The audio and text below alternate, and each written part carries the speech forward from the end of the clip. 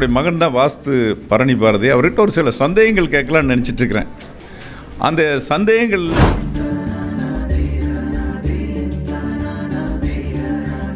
வாஸ்து பற்றி பார்க்குற விட ஜோதிடத்து அடிப்படையில் இருக்குது. வாஸ்து அடிப்படையில் தான் ஒரு சில சந்தேகங்கள் அவர்கிட்ட கேட்கலான்னு நினச்சிட்டு இருக்கிறேன். அப்போ இந்த விஷயங்கள்லாம் ஏன் நடக்குது?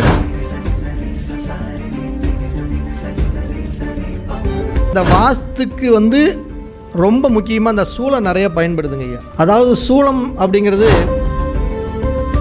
ஐயா அவர்கள் இப்போ மருதமலை குறிச்சி ஐயா அவர்கள் இப்போ உரையாற்ற போகிறார். அவருடைய கைகளை தட்டி கொஞ்சம் அவருக்கு ஆரவாரம் பண்ணுங்க.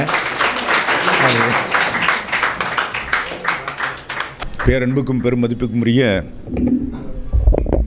ஜோதிட ஜாம்பவான அனைவர்களுக்கும் இனிய வணக்கம். ஒரு நல்ல ஒரு சந்தோஷமான தருணம் அப்படின்னு சொல்கிறவரை சந்தோஷமான நிகழ்ச்சி. ஏறக்குறைய மிகப்பெரிய ஜோதிடர்களே, பெரிய ஜோதிடர்னு என்னென்னா விஷயம் சொல்கிறவங்க தான் ஜோதிடர்கள். விஷயம் சொல்ல தனக்குள்ளேயே வச்சு ஒழிக்கிறவங்க ஜோதிடர்கள் அல்ல.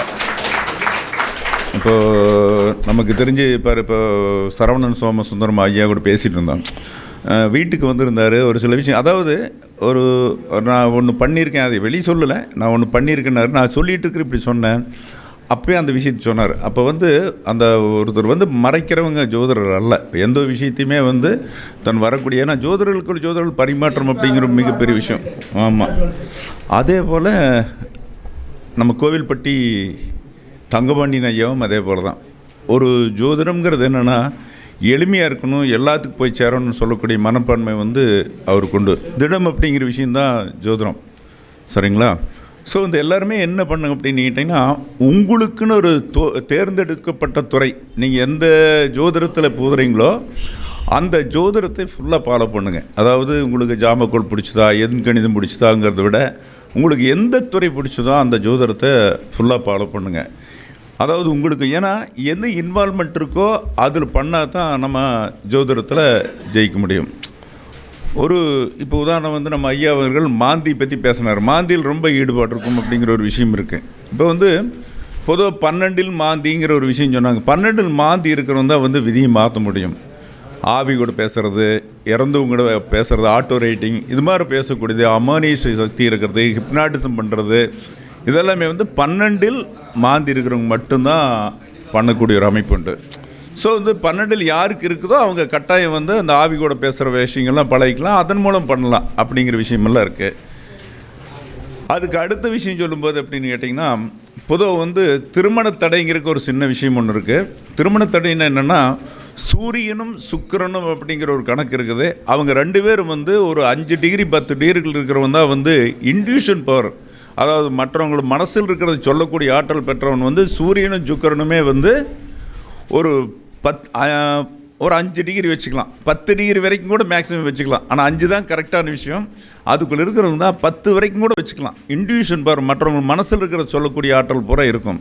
இதே ஒன்று பேப்பர் வேணுமா, ஜிப்பு பிரிங்க, எல்லாமே இருக்குது. அதே போல் உள்ளே இருக்கு, எடுத்து கொடுங்க. அதே போல்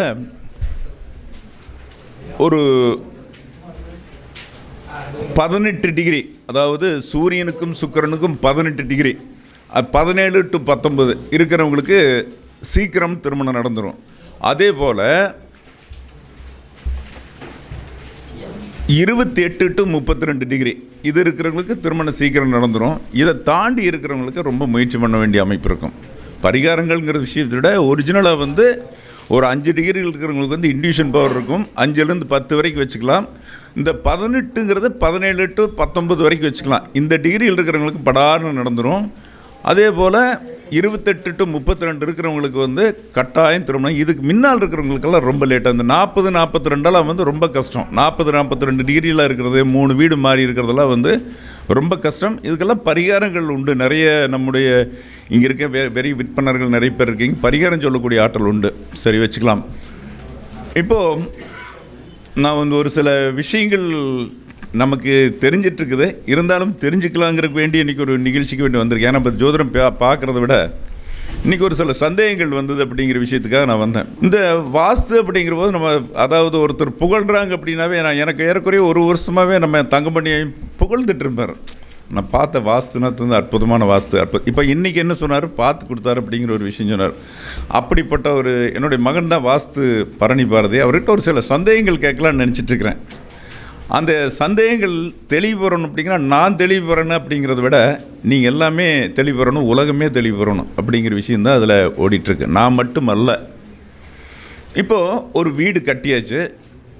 வீடு கட்டி நம்மளால் குடியே போக முடியறதில்ல. அல்லது வீடு வந்து பேஸ்மெண்ட் போட்டாச்சு, அதுக்கு மேலே கட்டவே முடியறதில்ல. அல்லது வீடு மேல் மட்டத்துக்கு வந்துடுது, எல்லாம் பண்ணியாச்சு, முடிஞ்சாச்சு, பண்ண முடியல. அதுக்கு மேலே கம்ப்ளீட்டாக எல்லாம் கட்டி முடிச்சாச்சு, ஆனால் பூசவே முடியல. பணம், they're having lot of money. அவன் பணம் நிறைய பண்டல் வச்சுருக்காங்க, பண்ண முடியல. அப்போது அதுக்கு பிறகு என்னென்னா, அந்த வீட்டுக்குள்ளே போராட்டங்கள், பிரச்சனைகள், சிக்கல்கள், சண்டை, தகராறு, பணம், நிம்மதி இல்லாத வாழ்க்கை, இதெல்லாமே நிறைய நடந்துகிட்ருக்கு. இப்போ நம்ம பார்க்கலாம். வாஸ்து பற்றி பார்க்குறத விட ஜோதிடத்து அடிப்படையில் இருக்குது. வாஸ்து அடிப்படையில் தான் ஒரு சில சந்தேகங்கள் அவர்கிட்ட கேட்கலான்னு நினச்சிட்ருக்கிறேன். அப்போ இந்த விஷயங்கள்லாம் வந்து ஏன் நடக்குது? அப்போது வந்து ஒரு வீட்டில் நடக்குது, இப்போ பிரச்சனை நடக்குது, வீட்டில் அப்பா அம்மாக்க சண்டை இருக்குது, போன காரியம் வீட்டிலேருந்து வெளியே போனோன்னா அந்த காரியம் பூராமே எதுவுமே நடக்கிறதில்ல. தினசரி பிரச்சனை. இது என்னன்னே தெரியாது. இப்போ நம்ம முடிவு பண்ணிகிட்ருக்குறோம். அப்போ என்ன பண்ண, நிறைய தேடும்போது என்னென்னா, சரி யாருக்கிட்ட தேடலாம், ஒரு சந்தேகம் கேட்கலான்னு நினச்சேன். சரி, எனக்கு வந்து இப்போ சமீப காலகட்டத்தில் வந்து வாஸ்துல ஒரு தலை சிறந்த நிபுணராக இருக்கக்கூடிய என் அன்பு மகன் பரணி பாரதி கிட்ட கேட்டு தெளிவு பண்ணால் கரெக்டான ஒரு ஏறக்குறைய 98 வீடு சம்மந்தமான வேலைகள், மனை சம்மந்தமான வேலை. போன தடவை ஒருத்தர் சொன்னார், 98 வீடு கட்டி நான் ராஜா போல் இருக்கிறேன் அப்படின்னாரு. அப்போது 98 கட்டிகிட்டு இருக்கிற மகன் கிட்ட கேட்டோம்னா தெளிவு கேட்குறேன். அதனால் என்ன அப்படின்னு கேட்டிங்கன்னா, என் அன்பு மகன் எந்திரிக்கவும், அதாவது வைக்கிற கதை இல்லது, அதாவது ஒரு தெளிவு பண்ண வேண்டிச்சு. ஏன்னா இப்போ வீடு நிறைய பாருங்கள், பேஸ்மெண்ட்டத்தோடு நிற்குது, பூஜை போட்டு அதோடு நின்று போயிடுது, அப்புறம் அதுக்கு மேலே வந்து மேல் மட்டத்தோடு நிற்குது, எல்லாமே நின்று போயிடுது. ஏன்னா அது வீட்டில் கேட்கணும், இது வந்து அந்த இடத்துல சல்லிய தோஷமா, மற்றபடி என்ன பிரச்சனைங்கிறது தெரியல. என்னுடைய அன்பு மகன் சொல்லணும்னு சொல்லி அவரை கூப்பிடுகிறேன். அவர் தான் பதில் சொல்லுவார். அனைவருக்கும் வணக்கம். ஐயா வந்து ஒரு இக்கட்டான சூழ்நிலையில் ஒரு செக் வச்சுட்ருக்காரு.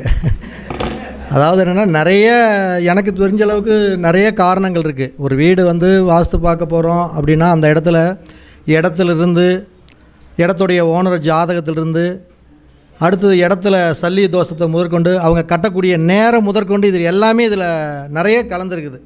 ஒரு விஷயத்தை மட்டும் வச்சு நம்ம முடிவு பண்ணக்கூடாது. ஒருத்தருக்கு வந்து பார்த்திங்கன்னா, வீடு கட்டுறதுக்கு நேரமே இருக்காது. அப்போ தான் அவன் வந்து வீடு கட்டுறதுக்கு உண்டான பாலக்காலை போட்டுட்டு உட்காந்துக்கிட்டு சதிச்சு கொடுப்பாங்க. அப்போ போய் அங்கே எங்கே சதிச்சு கொடுக்குறது? 3ஆம் அதிபதியோட புத்தி நடந்துகிட்டு இருக்கிறப்ப வந்து சதிச்சு கொடுத்துன்னு எங்கே போய் சதிச்சு கொடுக்க முடியும்? அங்கே ரெக்கார்டு பத்திரம் ரிஜிஸ்டர் பண்ணுற நேரத்துக்குள்ளே போய் வீட்டை அவன் கட்டணுன்னு எதிர்பார்க்குறான். அது ரொம்ப தப்பான செயல். அப்போ இந்த 3, 7, 11 கூட புத்தி நடக்கிறப்பெல்லாம் கண்டிப்பாக அந்த வீட்டு வேலையை துவங்கவே கூடாது. துவங்கினாலும் அந்த வேலை எந்திரிக்காது. இது நடைமுறையில் பார்த்துக்கிட்டு இருந்த விஷயந்தான். ஆனால் இது எல்லாம் தாண்டி நம்ம நிறையா அதை பற்றி பேசியிருக்கிறோம். ஆனால் அதையும் தாண்டி நான் ஒரு சில விஷயங்களை அனுபவபூர்வமாக பார்த்துருக்குறேங்க. எல்லாருமே நம்ம போன டைம் வந்து சூனியத்தை பற்றி, சூனிய திசைகள் வந்து நம்மளுக்கு வீடு சிறப்பாக அமையாதுங்கிற ஒரு மேட்டரை பேசணும். அது நிறைய அனுபவத்தில் பார்த்தது தான். இதே மாதிரி நான் நிறைய அனுபவத்தில் இப்போ ரீசெண்டாக இப்போ பார்த்த விஷயத்தில் என்னென்னு கேட்டிங்கன்னா, இந்த எல்லாருமே இந்த சூளம்னு கேள்விப்பட்டிருப்பீங்க. சூளம்னா என்னங்க ஐயா?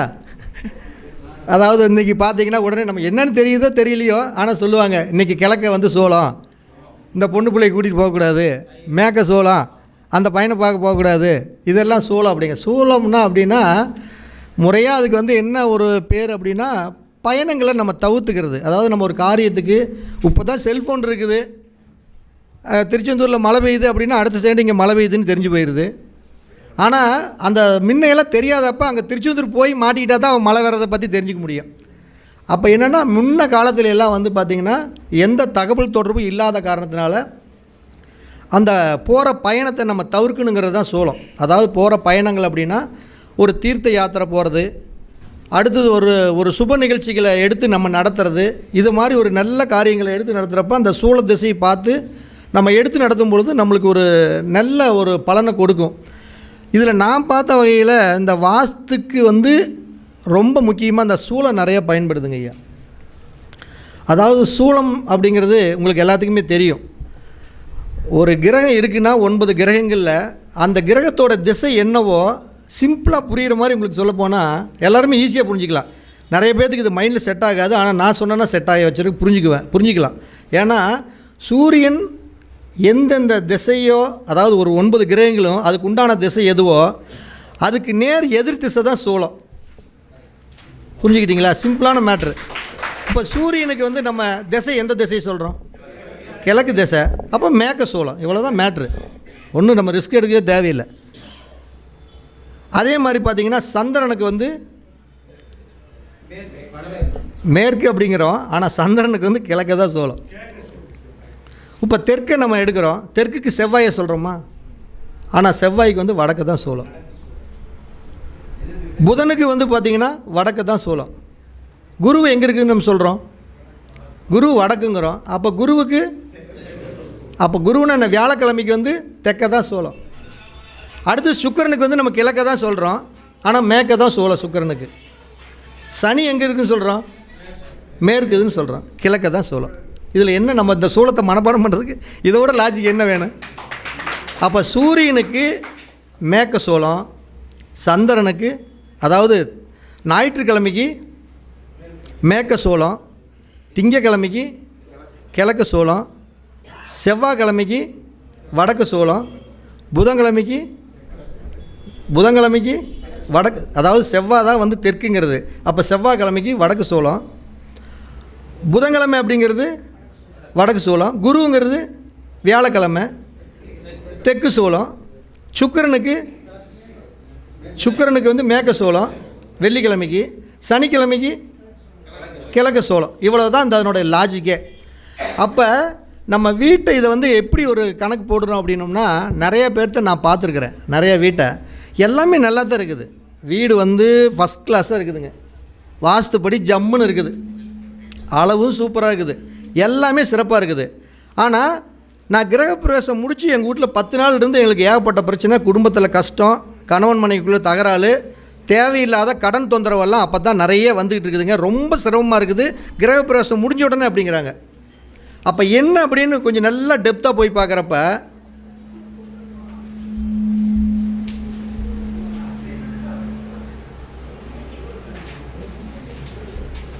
அந்த கிரகப்பிரவேசத்தை வந்து சூளம் இருக்கக்கூடிய திசை அன்னைக்கு அவங்க கிரகப்பிரவேசம் பண்ணிடுறாங்க. இப்போ ஒன்றும் இல்லை, சூரியனுக்கு வந்து நம்ம மேற்க சூழன்னு சொன்னோமா, அந்த மேற்கு பார்த்து வீடு கட்டுறவங்க கரெக்டாக ஞாயிற்றுக்கிழமை கிரகப்பிரவேசம் வச்சிட்றாங்க. நல்லா யோசனை பண்ணி பாருங்கள். சூழல் இருக்கிற திசையில் நம்ம போகக்கூடாதுங்கிறது ஒரு பயணத்துக்கு எடுத்துக்கிறோம். நான் என்ன சொல்கிறேன்னா, மேற்க வந்து சூரியனுக்கு சூளம், அப்போ மேற்கு பார்த்த வீடு கட்டுறவங்க ஏன் அந்த அன்னைக்கு வந்து நீங்கள் பூமி கிரகப்பிரவேசம் பண்ணுறீங்க? அப்போ கிரகப்பிரவேசம் பண்ணுறப்ப உங்களுக்கு பிரச்சனை கொடுக்குமா கொடுக்காதா? என்னங்க ஐயா? அதே தாங்க, பூமி பூஜை ஒரு வீட்டுக்கு வந்து புதுசாக பூமி பூஜை போடுறோம், கிழக்கு பார்த்து ஒருத்தர் வீடு கட்டலான்னு இருக்கிறாங்க. அப்போ என்ன அந்த அன்றைக்கி என்ன பண்ணலாம், என்ன பண்ணக்கூடாது, எந்த அன்றைக்கி பண்ணக்கூடாது? கிழக்கு பார்த்து ஒருத்தர் வீடு கட்டலான்னு சொல்கிறாங்க. நான் உங்கள் கிட்ட மேட்ரு பேசிட்டேன். கிழக்கு பார்த்து ஒருத்தர் வீடு கட்டலான்னு இருக்காங்க. அவங்க திங்கக்கிழமை அன்றைக்கி வாஸ்து பூஜை போடவே கூடாது, வாஸ்து கிரகப்பிரவேசம் பண்ணவே கூடாது, வீட்டுக்கு மெயின் தலைவாசல் வைக்கவே கூடாது. வச்சானா தொலைஞ்சான் சொல்கிறாங்கல்ல, இதை தொட்டா அதை கெட்டா அப்படிங்கிற கதை தான் இது. நடைமுறையில் சின்ன விஷயந்தான், நீங்கள் அனுபவத்தில் அதை அப்படியே போய் பார்த்தீங்கன்னா அது பக்காவாக இருக்குது. இப்போ செவ்வாய்க்கிழமை நார்மலாகவே மெயினாக வந்து எந்த விஷயத்துக்கு எடுத்துக்க போகிறதில்ல, அதனால் நம்ம கொஞ்சம் ஓரம் கட்டி வச்சுக்குவோம். இப்போ புதன்கிழமை நம்ம ஒரு வடக்கு பார்த்து வீடு கட்டுறவங்க இந்த புதன்கிழமை அன்றைக்கி கிரகப்பிரவேசம் பண்ணவே கூடாது, பூமி பூஜை போடக்கூடாது, நிலவுகால் வைக்கக்கூடாது. வச்சாங்கனாவே அன்னையிலேருந்து பணத்தரத்தனை பிடிச்சிக்க. அவங்களுக்கு குழந்தைகள் பூராமே சொல்கிற பேச்சு கேட்க மாட்டாங்க. குடும்பத்தில் சங்கடம் சச்சரவு எல்லாம் வருதுன்னா இதனால தான் வரும். இந்த சூளத்துக்கு அவ்வளோ வேல்யூ இருக்குது. இப்போ நீங்கள் பாருங்கள், ஒரு இடத்துக்கு போய் பார்த்துருவீங்கன்னா, ஒரு இடம் போய் இப்படி பெண்டு திரும்புதுன்னா அந்த இடத்துல ஒரு 3 கவட்டையாட்ட ஒரு கம்பி ஒன்று சூளாயத்தை ஒன்று நீட்டிட்டு நிற்கி. எதுக்குன்னா, எவ்வளோ எதிரியாக இருந்தாலும் நீ வாடா நான் உன்னை குத்திரம் பாடுறா அப்படிங்கிறதுக்காக தான் அந்த அடையாளம். புரிஞ்சுக்கிட்டீங்களா? அந்த சூளாயுதம் எதுக்குன்னா, எத்தனை சக்தி என்மாலும் இங்கே வாங்க, வர்ற சக்தி நான் ஏற்றி குத்திரம் பாரு 3 கவட்டையில் பார்வதியோட அந்த கத்தி போய் குத்துற மாதிரி தான். அதுக்கு தான் அது சூளாயுதம். அந்த சூளத்தை நம்ம இப்படியெல்லாம் யூஸ் பண்ணி பார்க்கணும். புதுசாக வந்து கிரகப்பிரவேசம் பண்ணுறவங்க, பூமி பூஜை போடுறவங்க, நீங்கள் பாட்டுக்கு டோட்டலாக வாஸ்துனால அப்படி இப்படின்னெல்லாம் பண்ணுறது பொதுவான கருத்து தான். ஆனால் இதையும் நீங்கள் செயல்படுத்தணும். இப்போ வியாழக்கிழமை அப்படின்னாவே நம்ம குரு பகவான் தான். அப்போ குரு பகவான் அப்படின்னாவே நம்ம தெற்கு பார்த்து தலைவாசல் இருக்கிற புதுசாக வீடு கட்டுறவங்க எக்காரணத்தை கொண்டும் வியாழக்கிழமையில் பூமி பூஜை போடாதீங்க, நிலவுகால் வைக்காதீங்க, ஒரு மோல்டு போடாதீங்க. அதே மாதிரி பார்த்தீங்கன்னா புது வீட்டுக்கு கிரக பிரவேசம் பண்ணாதீங்க. பண்ணினீங்கனாவே அது உங்களுக்கு பிரச்சனை தான், அதில் மாற்றமே இல்லை. இப்போ சுக்கிரன் மேற்கு பார்த்த வீட்டுக்கு இந்த வெள்ளிக்கிழமை அன்றைக்கி தயவு செய்து நான் சொல்லக்கூடிய பூமி பூஜையாக இருக்கட்டும், கிரக பிரவேசமாக இருக்கட்டும், ஒரு வீட்டுடைய ராஜ நலவாக இருக்கட்டும், இதெல்லாம் வைக்காதீங்க. அப்போ சூளம் கிட்டத்தட்ட மறைக்கப்பட்ட ஒரு ரகசியம். அதாவது எல்லாருமே இந்த சூளத்தை எதுக்கு பயன்படுத்துகிறாங்கன்னா, எல்லா பொருளும் எதுக்கு வேணுமாலும் பயன்படுத்தலாம். இப்போ ஜோதிடத்தில் வேலை கொடுக்குறதுனா சனி தான் கொடுப்பாரா? 9 கிரகங்களும் வேலை கொடுக்கும், 12 பாவங்களும் திருமணத்தையும் பண்ணி வைக்கும். எல்லா பாவம் திருமணத்தையும் பண்ணு, எல்லா பாவமும் எல்லா வேலையும் செய்யும். அப்போ என்னென்னா, ஒரு கிரகம் அப்படிங்கிறது தான் நின்ன நட்சத்திரத்தோடையோ உபநட்சத்திரத்தை வாயிலாக தான் அது நல்லதோ கெட்டதோ செய்யுது. யாரும் தனித்து கெட்டவனோ நல்லவனோ கிடையாது. அவன் யாரோட சேர்றப்ப அவன் நல்லவனோ கெட்டவனோ மாறிடுறான். அது மாதிரி இந்த சூளத்தை நீங்கள் தயவுசெய்து இனிமேல் சூளத்துக்கு கொஞ்சம் முக்கியத்துவம் கொடுங்க. ஏன்னா நம்ம எல்லா திதி யோகம் கரணம் இதுக்கே தான் கவனம் செலுத்துகிறோம். ஆனால் சூளம் அப்படிங்கிறது இன்றைக்கி எதை எடுத்தாலும் இன்றைக்கி ஒன்றும் இல்லை, ஒரு கல்யாணம் ஆயிடுச்சு அப்படின்னா அந்த பொண்ணு பிள்ளை இன்றைக்கி கூட்டிகிட்டு போகலாமா, உடனே இன்றைக்கி சூளம் வேண்டாம் அப்படிம்பாங்க. ஒரு பயணம் போகிறதுனா அது வேணாம்பாங்க. அப்போ அதுக்கு மட்டும்தான் பயன்படணும்னு நம்ம நினைக்கவே கூடாது. சூளம் உள்ள திசைகளில் நீங்கள் சூளம் உள்ள நாட்களில் புதுசாக வீடு கிரக பிரவேசம், அடுத்தது பார்த்திங்கன்னா பூமி பூஜை, வீட்டுடைய மெயின் ராஜ நிலவுகால் வைக்கிறது, இந்த மாதிரி ஒரு வீடு சம்மந்தப்பட்ட நல்ல விஷயத்துக்கு இந்த சூளம் வர்ற திசைகள் நாட்டில் செஞ்சிங்கன்னா கண்டிப்பாக அந்த வீடு பாதியில் நிற்கிது. நான் பார்த்துருக்குறேங்க ஐயா. அதே மாதிரி வீடு எல்லாம் ரெடி பண்ணி பணம் வச்சுக்கிட்டு இருப்பாங்க, வீட்டு வேலை நடக்காது. அப்படி நடந்தாலும் இப்போ ஒன்றும் இல்லை, மேற்கு சூளமாக்குது வந்துருச்சுன்னு வச்சுக்கோங்க. மேற்கு திசையாக இருக்கிற வீட்டில் சூளம் வந்துச்சுன்னா வேலையாள் பார்த்திங்கன்னா தங்கமாக அந்த ஆளுக்கு வேலை செய்கிறதுக்கு வாரம் 23,000 சம்பளம் வருது. 23,000 25,000 கொடுத்தா கூட அடுத்த நாள் வேலைக்கு வர மாட்டான். ஏன்னா சனினா வேலைக்காரரு. அப்போ நம்ம இந்த சூளம் வரக்கூடியதை கொஞ்சம் வீட்டுக்கு கொஞ்சம் நீங்கள் நிறைய அப்ளை பண்ணி பாருங்கள். இப்போ ஏதாச்சும் ஒரு வீடுக்கு யாராச்சும் கட்டிகிட்டு இருக்கிறீங்க, ஏன் காலதாமதம் ஆகுது அப்படிங்கிறப்ப நீங்கள் போய் அப்படியே நான் சொன்னதை கொஞ்சம் அப்படியே ரிப்ளை பண்ணி பார்த்தீங்கன்னா இதனோட விளக்கம் கண்டிப்பாக உங்களுக்கு புரியுங்க ஐயா. என்னை பொறுத்தளவுக்கு ரீசெண்டாக வாஸ்துப்படி எப்படி முன்ன பின்ன ப்ராப்ளங்கள் இருந்தாலுமே நிச்சயம் இந்த சூளம் இருக்கக்கூடிய திசைகள் வீடுகளை அதனை சார்ந்த கிழமைகளில் முடிஞ்ச அளவுக்கு செய்யாமல் இருந்தாவே ஜெயிக்கிறாங்க. இதுதாங்க ஐயா எனக்கு தெரிஞ்சு நீங்கள் கேட்ட கேள்விக்கு உண்டான பதில், ரீசெண்டான பதில். ஏன்னா வாஸ்துப்படி நிறைய காரணங்கள் இருக்கலாம். ஏன்னா அவர் ஐயா சொன்னது ஏன் வேலையை ஆரம்பித்து நிற்கிது, வேலை செஞ்சு கிரகப்பிரவேசம் பண்ண முடியாமல் இருக்குது அப்படின்னா இதுவும் ஒரு 90% காரணம் தாங்க ஐயா. தெளிவான விடை. என்ன அகக்கண் திறந்தது அப்படிம்பாங்க இல்லையா, ஒரு தெளிவான ஒரு விஷயத்தை சொன்ன அன்புமானுக்கு நன்றி. ஏன்னா இது பெரும்பான்மை பார்க்குறதில்ல. இதே வாஸ்து வீட்டுக்கு பார்க்க போகிறோமல்ல, போகக்கூடிய நாளும் அதே சூளம் இருக்கிறனால அந்த வீட்டுக்கு போனாலும் அந்த வீட்டில் என்னென்ன குறிப்பிட்ட விஷயங்கள் பூராமே இருக்கும் அந்த வீட்டில். அதாவது கிழக்கு வாசல் வீடு அப்படின்னா வாஸ்து பார்க்க போனாலும் அது இருக்கும். இது ஒரு விஷயம். ஏன்னா அது நிறைய இப்போ சொன்ன என் மகன் சொன்ன விஷயம், பாதியில் நிற்கிறது, மேற்குறைக்கிறது, பெயிண்ட் அடிக்காமல் நிற்கிறது, எல்லாம் அடிக்கிறது, ஏதாவது கதவுனால வைக்காமல் பூஜை பண்ணுறது, வீடு எல்லாமே இருக்கக்கூடிய விஷயங்கள்லாம் நம்ம பார்க்கக்கூடிய விஷயங்கள். சூளம் அப்படிங்கிற விஷயத்தை தெளிவாக சொன்ன என் மகனுக்கு நன்றி கூறி ஒரு விஷயம், ஒரே ஒரு விஷயத்தை மட்டும் சொல்லிவிட்டு நிகழ்ச்சியை நான் முடிச்சுக்கிறேன். பொதுவாக பங்கமில் வியத்தின் மன்னன் பரிந்து 2ஆம் இடத்தில் நிற்க தங்கநல் வீடு கட்டி சகல பாக்கியம் நிற்பான். 12 குடையன் 2 இருந்தால் பங்கமில் வியத்தின் மன்னன் பரிந்து 2ஆம் இடத்தில் நிற்க நல்லா வீடு கட்டுவானா அப்படிங்கிற ஒரு விஷயம் சொல்கிறான். குடும்பத்துக்காக பண்ணக்கூடிய விஷயம். அப்போ இது வந்து ஜோதிடத்தில் அப்போ 12 தான் பணம் வரந்து வெளியே போகக்கூடிய 12லேருந்து 2க்கு வருது. அப்போ 12ங்கிறது தான் பணத்தை கொடுக்கக்கூடிய இடம். 12 தான் புதையல், 12 தான் பெரும் பணம் அப்படிங்கிற விஷயம். அப்போ வந்து 3, 6, 8, 12ங்கிறது 8ங்கிறது வந்து இன்சூரன்ஸு அது பிக்சட் போடுறது இதெல்லாமே வந்து 8ஆம் இடத்துல போய் லாக் ஆகி எடுக்காது, எடுக்க முடியாத பணங்கள். இது வந்து ஒரு இடத்துல இருக்கக்கூடிய பணம் 12ஆம் இடம். அப்போ அந்த 12 கூடையும் தான் எல்லா விஷயத்தையும் கொடுக்குறான். ஏற்கனவே சொன்னால இந்த ஆவிகள் இது நடமாட்டங்கள் இதெல்லாம் வந்து ஒருத்தன் வந்து ஜெயிக்க முடியாதவன் வந்து 12 கூடிய கிரகத்தையோ 12 இருக்கிற மாந்தி இருக்கிற நேரத்துலையோ ஏதாவது ஒரு விஷயம் பண்ணால் கண்டிப்பாக வாழ்க்கையில் ஜெயிக்கொடி பாக்கிருக்குன்னு சொல்லி போட்டு நான் வந்து ஏன்னா நேரம் ஆகிடுது, நானும் கொஞ்சம் சொந்த வேலைக்கு காரணமாக செல்ல வேண்டியிருக்கிறதுனால ஒரு அற்புதமான வாய்ப்பை எனக்கு கொடுத்த என்னுடைய மகனுக்கும் நன்றி கூறிக்கொண்டு உங்களிடமிருந்து விடைபெறுகிறேன். நன்றி, வணக்கம்.